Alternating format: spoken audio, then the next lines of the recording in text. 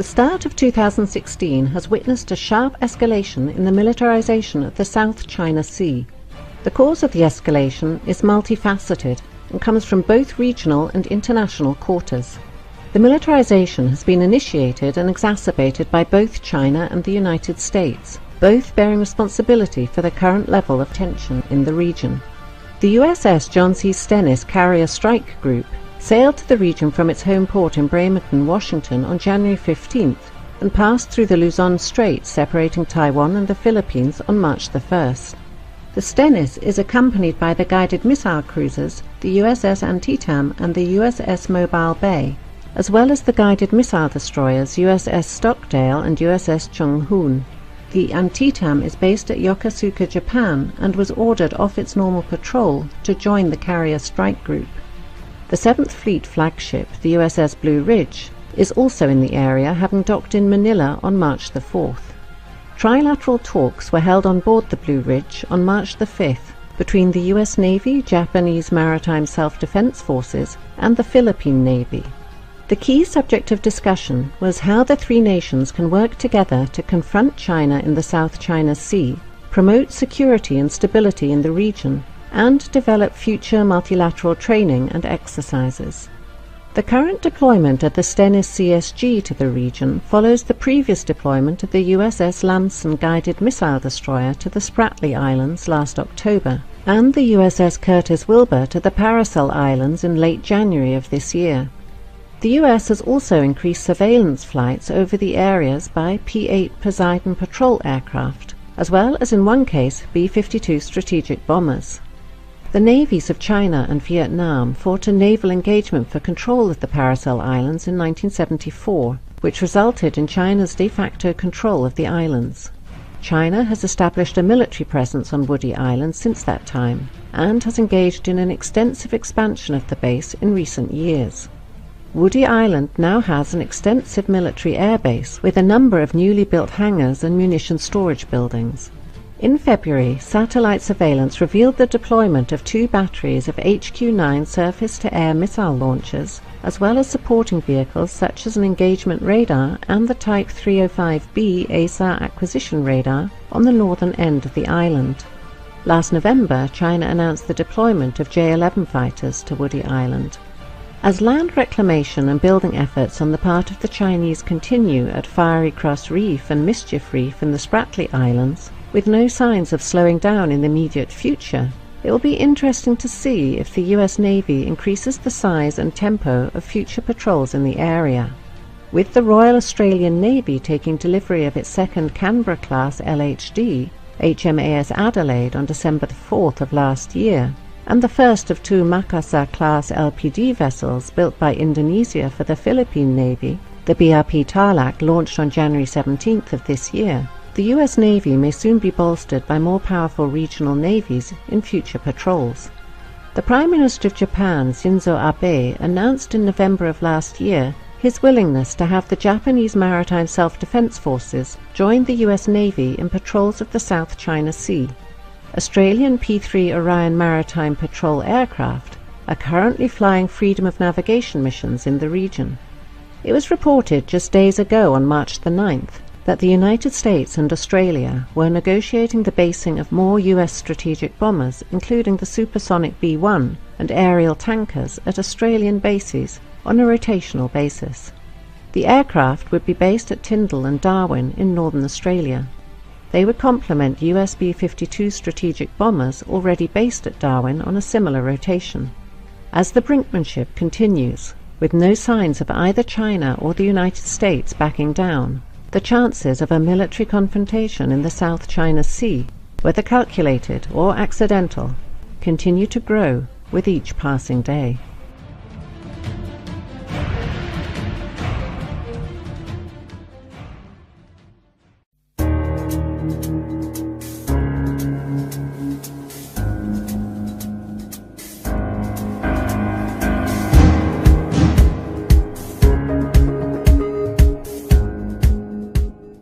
U.S. naval services have released a new maritime strategy, a plan that describes how the Navy, Marine Corps, and Coast Guard will design, organize, and employ naval forces in support of its global dominance. The new strategy, titled A Cooperative Strategy for the 21st Century Superpower, highlighted forward, engaged, and ready as key words and kept the original theme of ensuring our capability to intervene overseas. It calls for increasing the Navy's forward presence to 120 ships by 2020, up from about 97 ships today. This includes forward-basing 4 ballistic missile defense destroyers in Spain and stationing another attack submarine in Guam by the end of 2015. The Navy is scheduled to increase presence in the Middle East from 30 ships today to 40 by 2020. The strategy reinforces the continued need to strengthen the partnerships and alliances by stressing the importance of operating in NATO maritime groups and participating in international training exercises. The U.S. strategy emphasizes operating forward and making proxies across the globe, especially in the Indo-Asian Pacific region.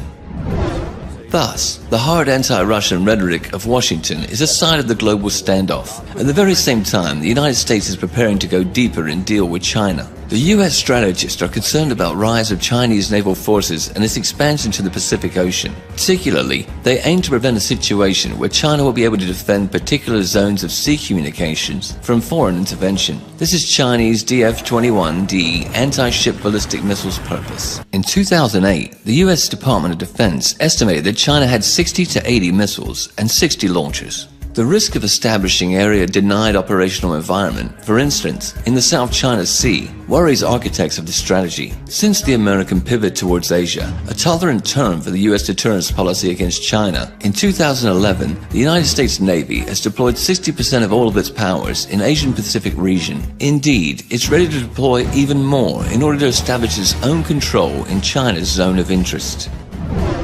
Armed with its own unparalleled navy, the U.S. gets a louder voice and more power to restrict military or economy use of the oceans by other countries. In other words, it indicates the U.S. intention to control the trade in the Indian Ocean and the Pacific, or even monopolize it in those waters. Now here's where the problem is. In April, China overtook the United States as the world's top importer of crude oil, and 80% of this oil, and many other important resources, China imports through the Malacca Strait, which the Chinese Navy doesn't control. In this context, it's clear why Beijing claims sovereignty over nearly all of the South China Sea, and is building a military base in Djibouti. China supports counter-piracy operations in the Gulf of Aden, conducts humanitarian assistance and disaster response missions enabled by its hospital ship, and participates in large-scale, multinational naval exercises. Washington immediately protested against the China-Djibouti relations and expressed concern over China's plans to build a military base in the Obok region, but to no avail. China has to defend the supply of oil over a long way and isn't able to do it right now. Problem is, it doesn't have enough naval bases along vital shipping lines as of yet. Strings of Pearls strategy, initially suggested as a series of seaports and naval bases stretching along the Indian Ocean, has to resolve this issue. The seaports will be support places and investments that could pay dividends on a strategic level while causing broader security amenities. China's naval defense strategy is grounded on the combination of offshore waters defense with open seas protection concepts. The offshore waters defense consists of 2 missions. One is to protect China's eastern coastal area, which is the country's most economically vibrant region. The other is to ensure the safety of the expanding shipping lines that are vital to China's economic growth. Open seas protection concept also has 2 elements. One is to extend maritime protection to waters over 600 miles from the Chinese coast by building supply depots in the disputed South China Sea, trying to conduct submarine activities in the Indian Ocean, and acquiring bases beyond the region. The other is to develop capabilities to conduct non-conventional security operations outside the region, such as naval diplomacy, joint maritime law enforcement, and humanitarian assistance. Compared with the United States, the PLA Navy has sufficient self-defense capabilities, but deficiency in cross-region operations and force projection is evident, though Beijing is trying to change that. On the other side, China's unique geographical location allows it to establish control over its local seas, the Yellow Sea, the East China Sea, and the the South China Sea. That is what the United States has accused China of doing in the last 5 to 10 years. The so-called anti-access area denial, A2, AD, or the Fort Fleece strategy. This is the real reason for the boiling over for China's island work in the South China Sea. Washington is sufficiently alarmed by a perspective to lose the maritime control in the region and has started the naval force race under an umbrella term of all domain access. Despite this, Beijing is adamant. In June, China said it was shifting work on disputed South China Sea islands from the dredging of land to the construction of military and other facilities. The U.S. containment policy against China includes not only holding of old alliances, but a creating of new. In the recent strategy, Washington pledges to strengthen cooperation with 6 long-standing allies: Australia, Japan, New Zealand, the Philippines, the Republic of Korea, and Thailand, and also lists 8 new partners: Bangladesh, Brunei, India, Indonesia, Malaysia, Micronesia, Pakistan, Singapore, Vietnam. With help of its Asian allies, the U.S. are going to seal off the PLA Navy in South China Sea and prevent its moving into operational space. Further, Washington's diplomatic rhetoric over the long-standing allies, shared strategic interests, and cooperation in Asia, in fact, is aimed at establishing a coalition against China. Despite the fact that the U.S. official strategy is ignoring the Taiwan issue, the island may easily become a flashpoint of ongoing confrontation, and the Western media machine has already set the ground for it. On July 22nd, U.S. magazine, The Diplomat, reported that the People's Liberation Army soldiers were seen running towards a building that bears a striking resemblance to the Japanese-built presidential office in Taipei. During the Series C of this year's live-fire Stride 2015 Zurine military exercises, the magazine argues 2 things. First is that PLA is practicing the storming of the presidential office to bring pressure on Taiwan in the context of its presidential and legislative elections in January 16, 2016. Second is Chinese military has been preparing to invade the island, but the facts should be taken in its proper context. The military drills are a signal not for Taiwan, but for the US. China shows its capacity to solve a Taiwan problem by force, to predict an attempt to use the island for strengthening of the US military presence. Also, aggressive activity of US Special Services through Taiwan or an economic sabotage threatening it. In other cases, Beijing would much prefer to reintegrate Taiwan without having to resort to force, but by cultural, economic, and political tools. Moreover, it already has a successful experience of lost territories reintegration, Macau and Hong Kong. Another area of the US-China geopolitical confrontation is the Indian Ocean. US strategists, media outlets, and public experts argue India is a rival state for China. Monetary wealth and power growth of both states will result in inevitable clashes between them. According to them, the motive behind the string of pearls strategy isn't in solving the logistical problems of China's maritime Silk Route, but are in encircling India. If established commercial ports will be militarized with the PLA Navy, the concerns about China's influence in the Indian Ocean region empower the US to involve India in the American area of influence as part of a global anti-China strategy. The good news for Washington is India has been actively building a new powerful fleet, including an aircraft carrier group, so it could be a very useful tool. Directly, Chinese and Indian maritime interests face off in Sri Lanka, leaving the Indians' area of influence under the impact of China's economic projects. For Beijing, ports of Sri Lanka, founded by Chinese investments, are a cell in planned maritime infrastructure from South China to Pakistan, a natural opponent of India involved in China's maritime Silk Route. The US will likely use these features to set on fire China-India relations, to use Indian political, military, and economic power to discourage Beijing from adopting its maritime policy in the Indian Ocean. The US's strategic purpose is to seal off the PLA Navy in the South China Sea and prevent its moving in operational space and encircle China by land. In this order, the US holds old and new alliances with nations in the Indo-Asia-Pacific region. The US media machine has already started information aggression against China-Taiwan relations in order to support the rise of Washington's influence on the island. Meanwhile, American Special Services will try to fuel Pakistan and Sri Lanka in order to make a triangle where the US and India oppose China in the Indian Ocean region. With Washington's support, the tension will also raise in the South China Sea, where Malaysia, Taiwan, Vietnam, Brunei, and the Philippines claim maritime territory. The US naval services will constantly strengthen their presence there in the Indian Ocean, in the Pacific Ocean, while preparing to deal a crushing blow to Beijing. China will answer with its fortress fleet strategy in its local seas by building a powerful Pacific fleet and putting into practice the maritime Silk Route project infrastructure in the Indian Ocean,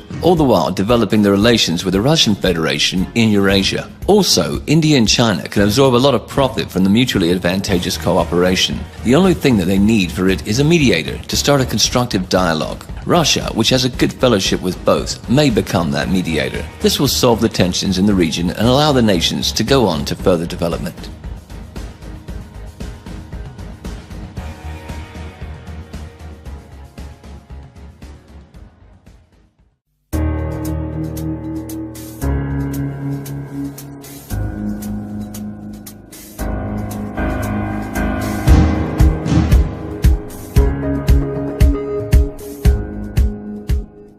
After months of mounting rhetorical war, the United States has conducted a patrol through the South China Sea. On Tuesday, the guided missile destroyer USS Lassen transited the area, sailing within 12 nautical miles of at least 2 China-made islands. A Chinese guided missile destroyer and a naval patrol ship shadowed and gave warnings to the US warship. Then Chinese Vice Foreign Minister Yang Zhesu summoned US Ambassador Max Baucus, lodging serious representations and expressing strong discontent over a US warship patrol. Beijing's attitude was that the US threatened China's sovereignty and security interests. In turn, Washington has demonstrated with this action that it rejects China's claim that the built islands mark Chinese territorial waters. Indeed, it wasn't the first public confrontation of the US and China. Tuesday's US patrol parallels the response to China's 2013 assertion of its expanded air defense identification zone in the East China Sea. Washington responded by dispatching 2 B-52 bombers to fly through the newly claimed Chinese airspace, defying China's rights to assert sovereignty over what the United States classified as international airspace. The official US position is that its vessels would sail close to land masses occupied by Vietnam and the Philippines, as well as to demonstrate support for freedom of navigation rather than the specific targeting of China. Nonetheless, it's clear that these so-called freedom of navigation patrols will continue. The US regional allies also claiming the South China Sea waters will likely welcome the actions. Despite the rhetoric about a freedom of navigation, the US has pragmatic interests in this region. In the ongoing US-China standoff in the Indo-Asia-Pacific region, the East and South China Seas, the Strait of Malacca, the Bay of Bengal and Indian Ocean, as well as countless peripheral lagoons and bays, a crucial point of the competition. Ownership of a particular island, reef or rock, and the right to name a body of water is more than a question of sentimentality. It is the foundation of many national policy strategies. Securing the right to patrol, build bases and regulate trade through these waterways can mean access to resources critical to sustaining economic growth and political stability. The Obamas' pivot to Asia and the US newly released maritime strategy de facto means that Washington has taken a course on a long-standing countering of China's influence in the region. A core but often unstated component of the US national strategy is to maintain global superiority at sea. By controlling the seas, the United States is able to deploy military power and to control the movement of goods worldwide. China's maritime strategy aimed to defend its eastern coastal area, and crucial maritime routes in the Indian Ocean challenges the American approach. China has already stated continued incursions will lead to more concrete responses. The question now is one of the next steps. It's likely that neither side with contrary maritime interests will find the answer to avoid a crisis, even if they did want to do this. Furthermore, they have domestic and international reasons not to step back from their contradictory positions. In the Indo-Asia-Pacific region, the US has been rapidly building political, economic and military alliances to balance the raise of China's economic and military power. Beijing can't ignore this fact. Thus, both sides systematically move to a situation making possible a confrontation. But firstly, the tensions should escalate into crisis in the South China Sea.